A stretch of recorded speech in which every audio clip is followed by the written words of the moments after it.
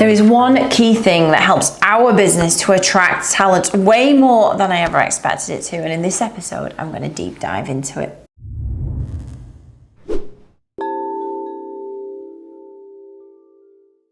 Hello, it's Emma Mills here, and welcome to episode 197 of MiTV, which today is about the one thing that's helped us over the past couple of years when we've needed to attract lots of good people into our business.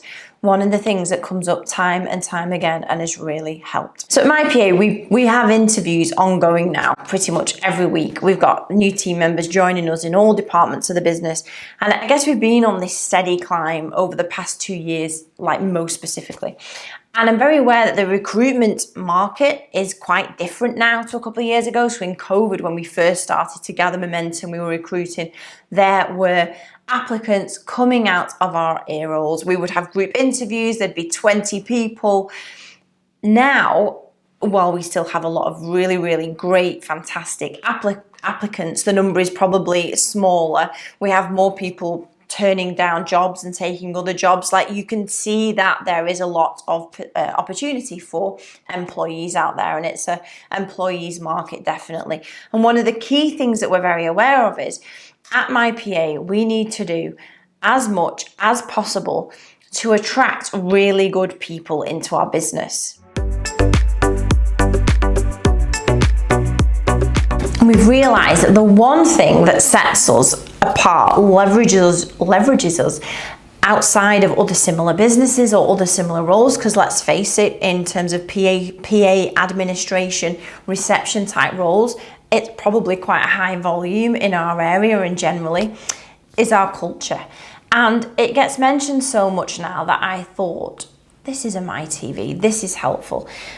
So last week, as a story, we were interviewing, and I'm not in a lot of the interviews anymore, but as we were interviewing a lot of people in one day, I was part of it, and I probably spoke to 4 or 5 people. It was all interviewing for the same role, and I always asked them the same questions. What's made you reach out to apply for this role? Why would you, what appeals to you in this role? And the number one thing that got said all of the time is, now whether you think these things are relevant to you in your thoughts, but these are the things that were mentioned were, it looks like a place where I can make great friends with my teammates. It looks like a place where you have fun. It looks like a place where it's supportive and you get supported along your journey of being there. I like the fact that on your website, I can see all the different people on there and who I might be working with. I like the fact that I look at your Instagram and I can see all the things that you're doing on a weekly or daily basis, whether it's having sandwiches for the Platinum Jubilee, whether it's opening a bottle of Prosecco at 4 o'clock on a Friday. They like the fact that our way of working and our MiPA way of being is quite visual in the outside world. So I think it would be quite easy to look on our Instagram, look at some of our reels, our videos, our stories, look on the website. There's 22 million videos of me and Ralph. It's quite easy to get a feeling for what MiPA is like. I had it mentioned that our website stood out in terms of the faces that they would actually be working with over most faceless websites that other people were applying for. And I'm not saying this to blow smoke of our own business here. I'm letting you know what has been mentioned time and time again in why candidates were applying for roles at MiPA. And as I said, this is a time where it's harder than ever to attract the really good people that you want into your business. So I've got 3 things for you today. How to create culture is number 1. And there is no science behind this. So I've had my business for 14 years, and I can honestly say probably creating culture is the least topic I have read about out of all the business books that are piled up next to my bed, in the bookshelf in my office. That's probably the least I've read about, because what my main focus always was I always wanted to create a business where I enjoyed working, and so would everybody else. So the things that I like, Ralph features heavily. He's there every day. I'm not saying you have to get a dog. What I'm saying is I always wanted to just put my personality into that. So, I very much like celebrating things with some drinks or getting a few nibbles, or the things I generally liked to do. I just was like, well, I want to do that at work because I'm spending most of my time at work anyway. Why would I not want to enjoy the time with the people that I'm spending most of my life with at the moment? And we would have fun in the process. So my key strategy for culture has always been, I've injected very much my own personality and the way I like doing things into it and my likes. And two is that I just wanted to make sure that I was enjoying being there so that everybody else would as well. So I don't have anything more complicated on culture, on how to create a good culture, just in that you need to inject your own personality into it. And that will attract the right kind of people to you and your sector and your industry. MiPA is certainly a very fun, energetic place to be. And that's what I wanted to attract. And so that's what we focused on. So number one, how to create a culture. My number one is injecting yourself and your own personality into it. Number two is, what is the MiPA culture all about? So the MiPA culture is, like in any business, an ongoing, ever-changing, improving and progressing thing in our business. We often get it really, really right. We sometimes get it wrong, just like in businesses. But for today's MiTV, I just wanted to focus in on our culture in two areas.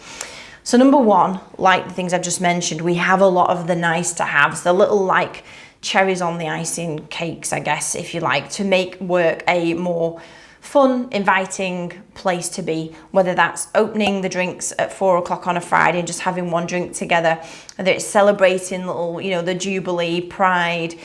And this is not like thousands of pounds, believe me, it's some bunting off Amazon, some sandwiches, some drinks. Whether it's introducing wow checks, so these are checks that we made that say wow on it, and it's an opportunity for staff to be able to highlight other members of the team that have done really great things for them. They write out a check thanking them, post it in a little box. We pull out one, we read them all out every month, and one of them wins a bottle of champagne. The bottle of champagne costs £35 a month, but this is a chance for employees to shine the spotlight on other employees, which as your business gets bigger, it's hard to know everything that's going on in it. It's the crisps that are in the kitchen that are the crisps and the Diet Coke that everybody can help themselves to, and the crumpets and the milk, and and it's the Sainsbury's order that we make every week. Now, this is not about just spending money on your staff. It's definitely not. And these are just some things that we do, which are like our rhythmic things, and we'll pop other stuff in. It's not just about it having to be expensive at all. It can be the gesture of buying one round of drinks, or, but it's just about those little things you can start adding in. But as we know, culture is not all about the things. It's not about, as one book I've read called The Road Less Stupid from Keith Cunningham, as he would say, it's not about the jelly beans in the bowl, which is your culture. It's not. These are, like, for me, a great add-on and help to create a great foundation of how we do things, what's expected. But culture, the second part that fits into it, is ultimately you taking the time to listen to your team, to understand how they're feeling, how you can help, how you can support them more. And I appreciate, as a business owner, you can often feel so time pressed. This starts to become the bit that gets lost, and just the more surface level stuff happens. It's so important that both exist together, that you have the time, and that your leadership team or other people in the business take the time to understand where individual team members are at, what support they need, whether they need a plan to help progress. That time gets spent with them regularly to help them progress to your business, to help them progress through their career, and to help them as much as possible. So the MiPA culture is a mixture of both things, all the nice, shiny, Prosecco-y drinks and food, and also working on that culture internally, that we listen to our team members and help them progress. And all that equates to the third bit, which is our then taking all of that and putting it on our, just recording basically and celebrating on our socials, on our website, things that we do. And these are not pre-orchestrated things. It's not like we've gone, oh, we're going to record this story now, there's all drinking at the same time. Like, these are just natural things that are happening that we just record. That capturing it and popping it on a social, and even if it's just one post a week, or popping more about the team members who work in your business on the website. All of those things are mentioned to us every single time we have an interview at MiPA. So this week's MiTV, I hope it helps get your head out of the dirt into the clouds if you are trying to attract good talent. That people spend a heck of a lot of their time at work, and where they spend it is important to them, how they spend it and who they spend it with. And the more you can make that really clear online that they're coming to a great place that considers those things, and that you do the work on what little things can we just start to layer on one by one. It will be, I promise it will start to make it far easier to attract really good, willing people into your business. I hope this week's episode helps, and I will see you next week for episode 198. See you then. Bye bye.